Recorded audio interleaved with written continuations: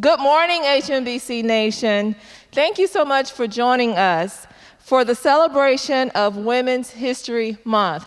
This is our kickoff program for today, and we are honored to have 5 phenomenal women here with us. All of these women have something in common. Each of them has written a book. So ladies, thank you so much for being here. Please introduce yourselves. Good morning. My name is Sandra Wood, and I have written a total of 3 books. I like writing true stories that have a faith-based foundation on them, and I don't know what else to say. Thank you. Okay, you're welcome. Good morning. I am Sakia Dixon. I have written 2 books. One book is a devotional, and my second book is a children's book that affirms young girls and encourages them to dream big. Good morning. I am Iretta Adams Rose, and I'm a teacher here in Montgomery at Macmillan International Academy. And I have written 1 book. I published my first book in July 2020, and it is realistic fiction. Good morning.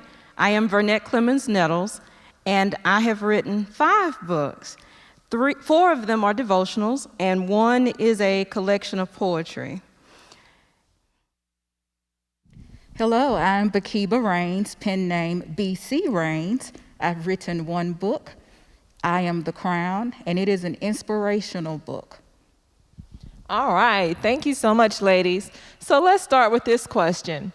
Tell our virtual audience what inspired you to write your first book. We'll start with you, BC Rains.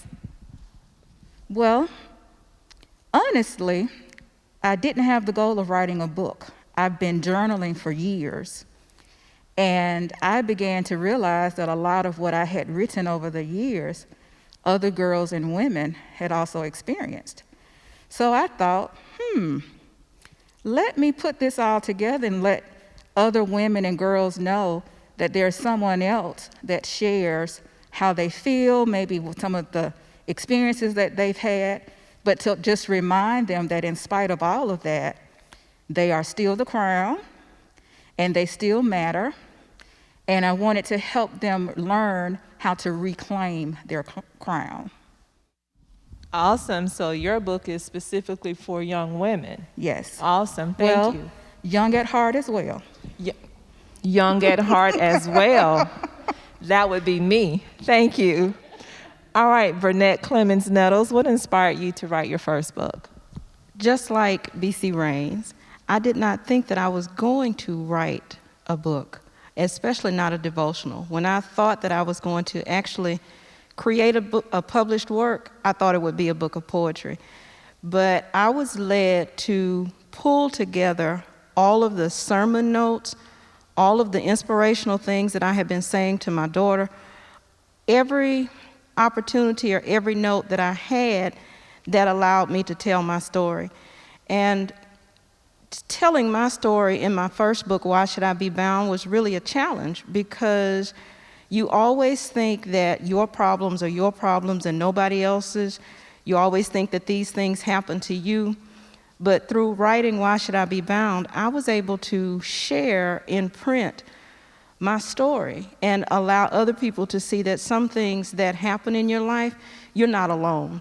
And that was really important. And that was really a breakthrough moment, life-changing moment for me, just for other people to say, gosh, I didn't know that was what happened to you, and I understand that happened to me. And so a lot of what's in that first book, Why Should I Be Bound, is really an opportunity to share that life happens to all of us, and with God's guidance, God's grace, God's mercy, He can turn your life around, and you just don't have to hold on to those things that have happened to you in the past. And that's how I started that writing journey. Thank you so much. Iretta? Well, as a teacher for many years and reading to students, what inspired me was watching the students' eyes glow and them just being captivated by words of other authors other books that I've read, and I said, oh, I would like to, write a book to capture that same feeling from a child. And so with bullying, we know that bullying is a major issue in areas, and so I chose to write a book on bullying to help others. So that's what inspired me, students, children being engaged and captivated by the words in books. And as a fellow educator, I'm certain that there are many more stories to tell. Absolutely. So keep writing. Thank you. Sakia? So my story is similar to that which you've heard, but I'll start off by saying I've always loved to read and write. If it were up to those who raised me, they would have made me be a lawyer, an author, anybody, a newscaster, anybody that would run their mouth and tell a story. I was the one that would do it. However, I went into the field of social work, and I love encouraging others. When we entered this pandemic period, I, like many other people, was kind of hopeless, a little bit disturbed about what was going on. So I began to listen to a lot of gospel music. And in listening to my music, God would talk to me. I would get messages, and I would text a group of friends, about 5 of them that I met at a retreat. So this is not my Hutchinson family, just women there in Texas and Tennessee and other places. And I would text them, hey, read this song, He's Able.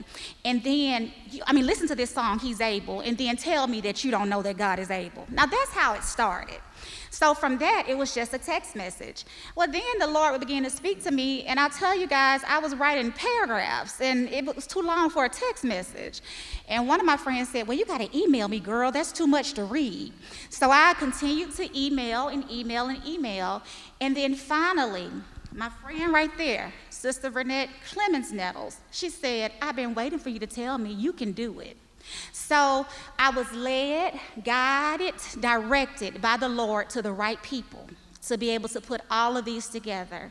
When I started writing that book, my first book, Songs of My Heart and Tales from My Soul, it did not start as a simple this is a book. No, I just started putting them all together and letting God guide me and tell me, now this chapter is about love, this chapter is about hope, this chapter right here is about victory. And as I continued to do that, it came together so beautifully. So that is how I started. Now how I am where I am right now, I got the book. It's a writing bug, you guys. So anybody who's written just one book, Iretta and BC, it's coming because you just continue to write and write. And so as a social worker, I see a lot of girls, young Black girls who don't have the representation. So my second book, which I've written, Dream Big, Little Girl with the Pretty Curls, it focuses on affirming self-esteem and giving a representative to others so that you can look at this picture and say, hey, that could be me. And that's kind of where I am now. And so if you ask me, is there another book in me? I always have a story to tell. I'm just waiting to see where God guides me and leads me in this venture. Thank you so much. All right, Minister Wood. With me, I've always been what I call a storyteller, a public storyteller, speaker, prose, but I was often inspired by other people's stories, and when I actually wrote my first book, it was for Reverend Richardson.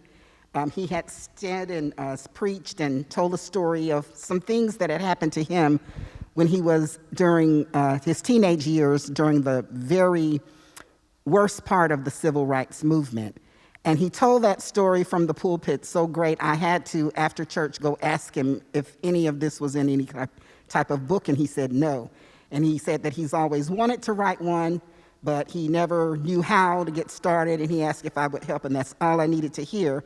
So I enjoyed writing that story for him, and I ended up getting other people that wanted me to write their story. So I've written Miracles and Mercies with Reverend Richardson. I've written Shattered Child with Veronica McNeil. It's a story of how she was abused at a young age and how it has affected her life even today at 50 years old. I'm working on a third book with a third person regarding a very, very bad health crisis that she went through while she was 1,000 miles away from home.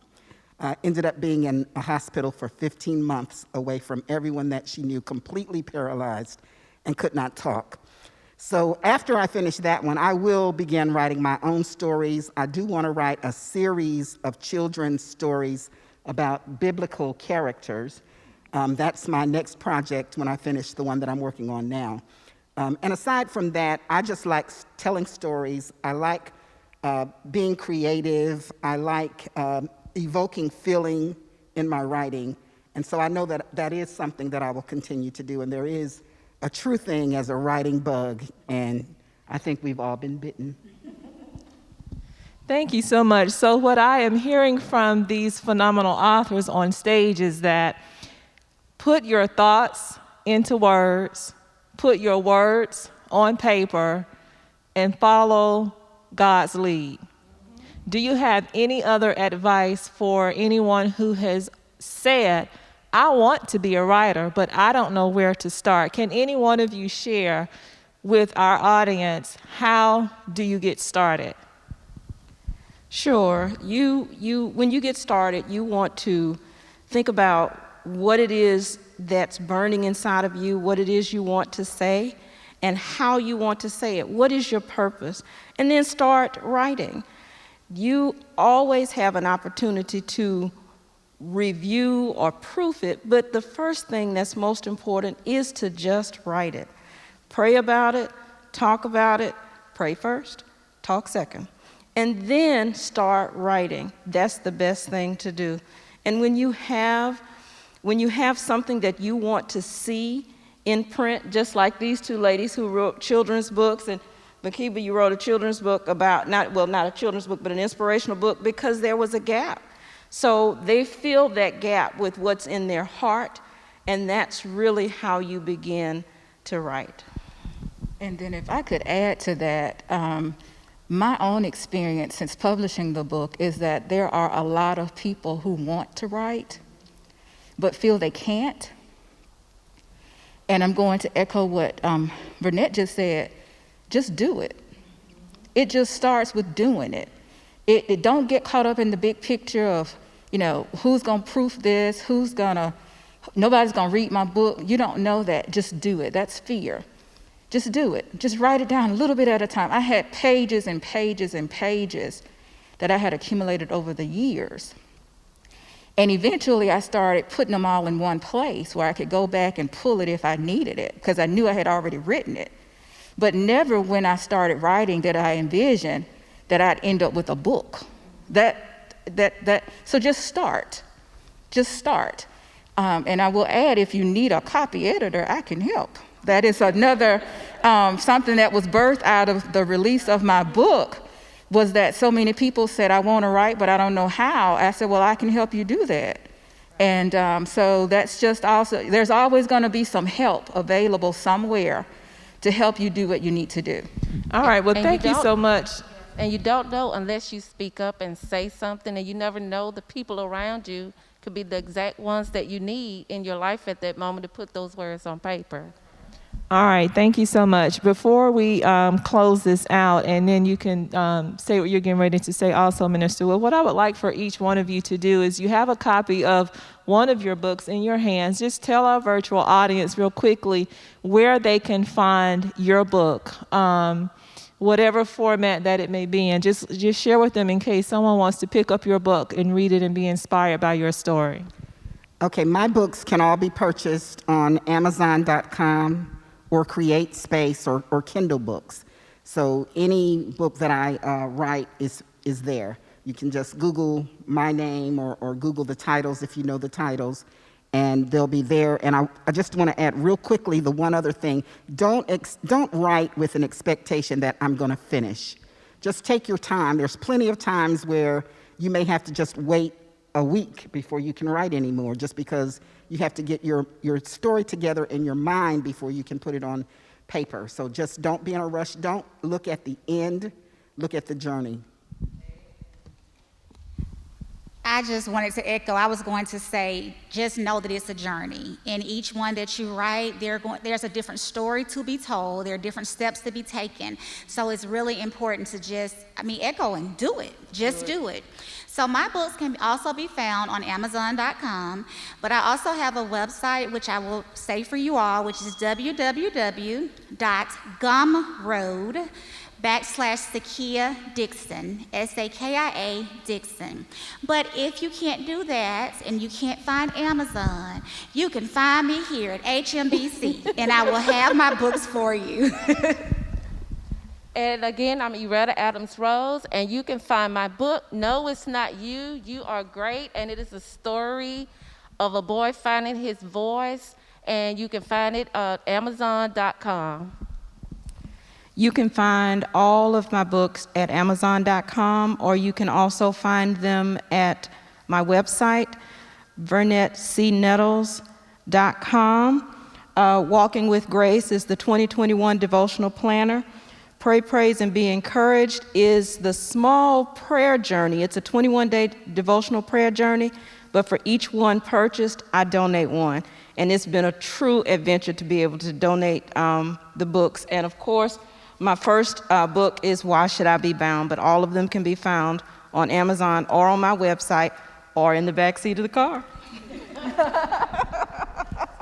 The same for me, Amazon.com. Sister You Matter is my website. That's also my ministry, my organization. So there's information there on how to contact me regarding the purchase of the book. But if you just do an internet search on I Am the Crown, you will find where it's available for purchase. Ladies, thank you all so much. Can we give our authors a virtual round of applause? Let them hear you. Let them hear you. Thank you all so much for giving us this opportunity to share in these stories of these 5 phenomenal women who are all members of Hutchinson Missionary Baptist Church. And as you can see, we are still going higher. Thank you so much.